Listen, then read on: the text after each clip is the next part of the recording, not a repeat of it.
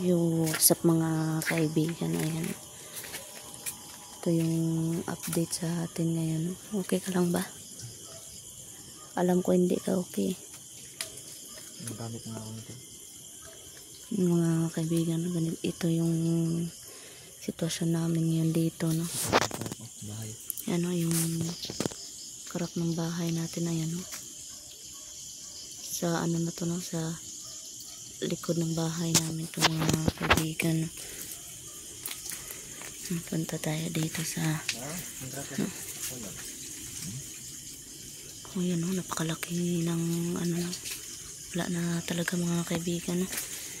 7.6 tapos sinunda ng 5.4, no, na lindol. Yung sa ito 6.9 doon sa kanila, no? Yung ano natin, ano, yung crack ng ano, ng bahay. O yan, no? Sobrang sama pa din po ng pakiramdam natin, yung pakiramdaman na parang dinuduyan, no? At nahihilo ba? Nahihilo pa rin ako mga kaibigan, no? Hanggang ngayon nahihilo pa rin tayo mga kaibigan, no? Tapos yung video natin, yung mga isda natin, wala talaga mga kaibigan. Hirong natira pa konti-konti, no? Pero sobrang dami talaga yung na waste. Pero nagpapasalamat pa rin po kami sa Panginoon, no, na hindi niya kami pinabayaan mga kaibigan. Yan, no? Ito kanina, ano talaga to? Ito, yan, no? Tinalian ko lang itong mga kaibigan kasi ito kanina wala na talaga. Bungkag talaga itong mga kaibigan. Grabe yung nangyari na lindol, no? Sobrang napakalakas na lindol kanina. 7.6 magnitude mga kaibigan. Hanggang ngayon yung pakiramdam ko ba parang dinuduyan pa rin ako, lab. Yan. Grabe yan, no? Ito. Kaunti na lang talaga yung mga natitira dyan. Ano natitira pero kaunti na lang talaga. Sobrang lakas ng lindol talaga mga kaibigan, no? Pasensyahan nyo na po mga kaibigan, no? Kung ngayon na tayo naka-update ulit, no? Kasi kanina grabe talaga, no? Hindi mo na maiisipang mag-vlog pa mga kaibigan kasi grabe na talaga. Ito, meron pa namang natitira. Salamat sa Diyos, no? At ikaw, Reco Boy, okay ra ka, Reco Boy? Okay ra. Reco Boy, okay ra ka? Okay ra. Yan, okay ra siya, no? Grabe yung liki dyan mga kaibigan. At papakita sa inyo yung loob, no? Hindi na kami pwede magstay dito kasi tingnan nyo, maaano na talaga itong mga kaibigan, no? Wala na nagsistay dito kasi ito, konting alog na lang, wala na talaga mga kaibigan. Pero napapasalamat pa rin tayo sa mga Panginoon natin, no? Na kahit ano kanina ay hindi niya tayo pinabayaan. Ayan, no? Nilagyan namin ng trapal pero hindi na talaga pwede stayhan dito sa loob. Yan, no? Grabe yung mga crack dyan mga kaibigan, no? Kaya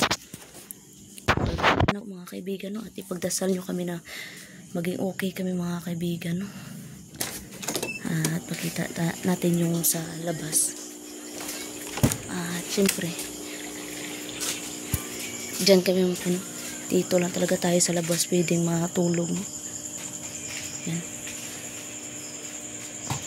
kawawa talaga yung sitwasyon natin. At yun, dito sila ni dito sila ng mama at saka hindi mga kaibigan, no? Kasi bawal tulugan dyan sa loob.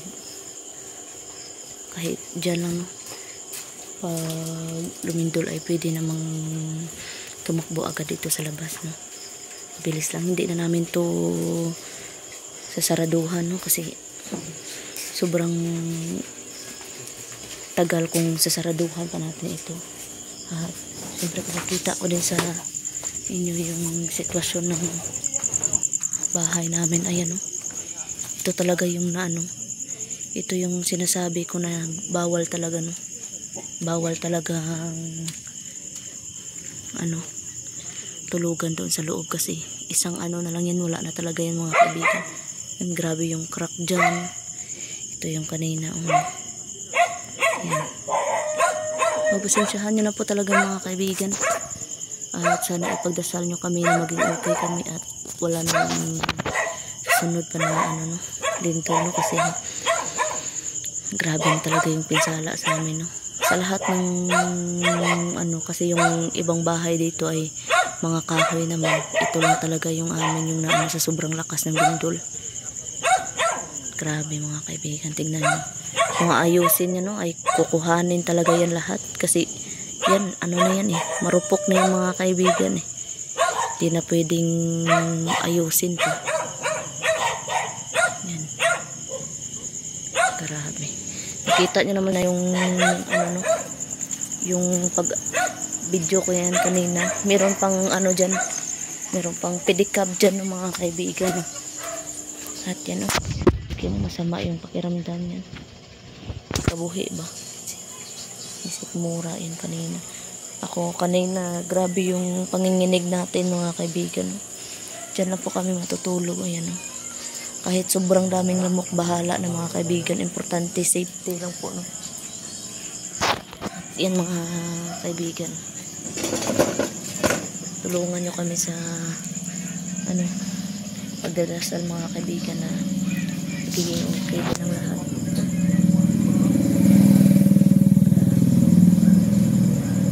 Yung happiness natin ay nandyan pa rin. Hindi lang naman nilindol.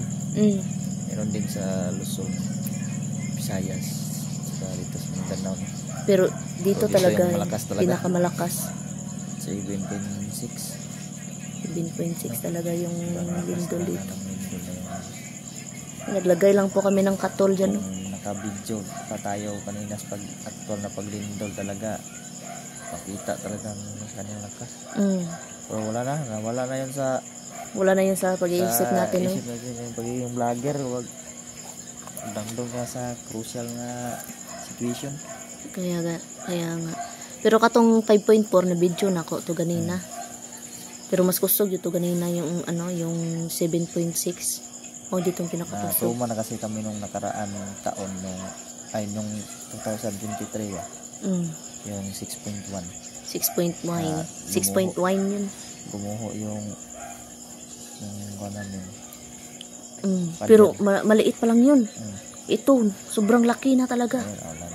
Wala na talaga. Hindi na pwedeng tulugan doon kasi delikado. Delikado na. Kumakang ana yung bahay. Wala na. Yung Kala bubong ko na nga kanina, buho na itong bahay. bahay. Tumutunog na eh. Tunog na yung ano. Yung buong bahay talaga na ano na yun. Grabe na yun kanina. Parang hindi mo na alam ba? Parang ginigisa ka ba? Yung parang guguho na yung mundo talaga kanina mga boss. Grabe para pag sobrang lakas ng lindol, no? Hindi na po yung ganun yung situation na parang ganun na po. Yung Parang ganun yung ba? Hindi mo na alam kung saan patungo ang buwan. Yung pagyanig. hindi ka naman makatakbo kasi pag tumakbo ka, matutumba ka talaga.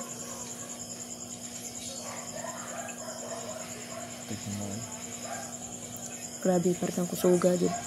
Mga kaibigan ay pagdasal na po kami mga kaibigan. Grabe talaga yung lindol, nakakatroma. Tapos si MJ kanina, nandoon pa talaga sa ano, sa school. Tapos pag sundo kanina sa kanya, grabe yung iyak ng bata, no, na trauma ulit. Tapos sinundan na naman ng ano ng lindol na 5.4, yun, umiyak na talaga siya. Kaso hindi ko lang na ano no, na video lang ano sa kanya, natutok yung video sa kanya ba. Grabe yung iyak ng bata mga kaibigan. Kung may narinig ko yung tama na Lord, yung ganyan. Si MJ yun nagsisigaw na sa iyak kasi wala na talaga, ano na talaga, na trauma na yung bata eh.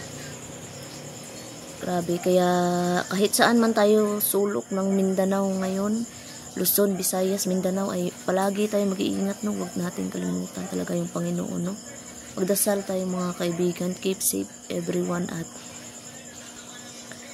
magmatsyag kayo, no, kasi hindi natin alam yung ano ng lindol, kung anong oras siya dadating or anong araw o ano pa dyan.